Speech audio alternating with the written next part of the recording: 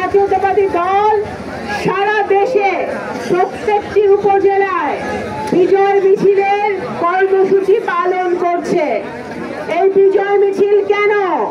এই বিজয় মিছিল যেমন একদিকে বিজয়ের, একদিকে আনন্দের, আবার আরেকদিকে আমাদের দুঃখের এবং বেদনার। কারণ আমরা অনেক ভাইয়ের রক্ত হারিয়েছি, অনেক ভাইকে হারিয়েছি, অনেক ভাই রক্ত দিয়েছে, অনেক বোন রক্ত দিয়েছে।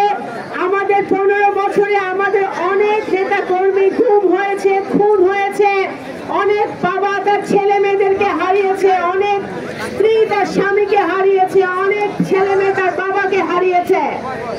আজকে তারা যদি বেঁচে থাকতো তাহলে এই হাসিনার পতন তারা দেখে যেতে পারত।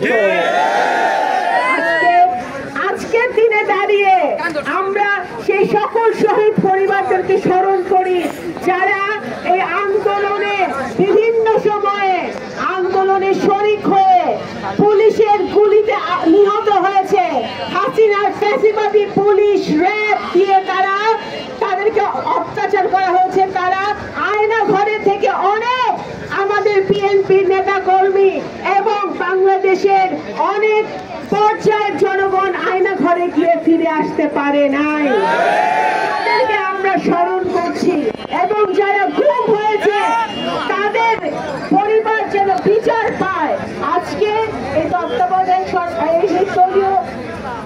এই অন্তর্বর্তীকালীন সরকার ক্ষমতায় আছে, সরকারে আছে অন্তর্বর্তীকালীন সরকারকে আমরা অবশ্যই বলবো যে এই বিচারগুলো যেন সুষ্ঠুভাবে হয়, সেই প্রক্রিয়া যেন তারা শুরু করে।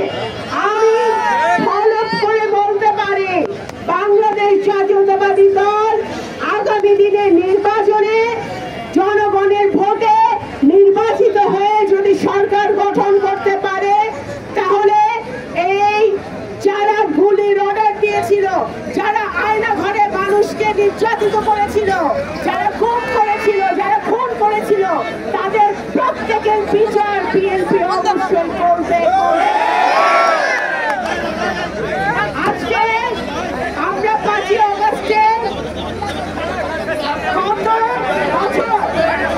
যে ফ্যাসিবাদী ঐক্য আমাদের ছিল বাংলাদেশে, সেই ফ্যাসিবাদী ঐক্য আমাদের বজায় রাখতে হবে। ফ্যাসিবাদ বিরোধী ঐক্য, গণতন্ত্রের পক্ষের ঐক্য, গণতন্ত্র পুনরুদ্ধারের ঐক্য।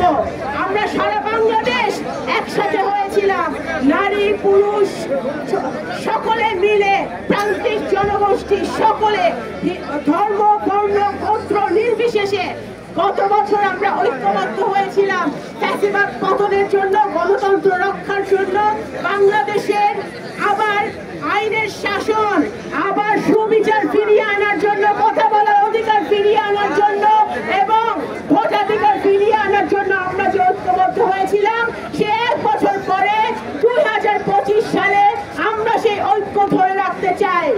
আগামী দিনে প্রধান উপদেষ্টা কিছুদিন আগে যুক্তরাজ্যে গিয়ে ভারপ্রাপ্ত চেয়ারম্যান জনাব তারেক রহমানের সাথে যে বৈঠকে হয়েছে, সেই বৈঠক থেকে যে সমাধান এসেছে বাংলাদেশের জনগণের জন্য, আপামর 17 কোটি মানুষের জন্য, যা আগামী ফেব্রুয়ারি মাসের দিকে নির্বাচন দিতে হবে। নির্বাচনের দিকে 17 কোটি মানুষ তাকিয়ে আছে।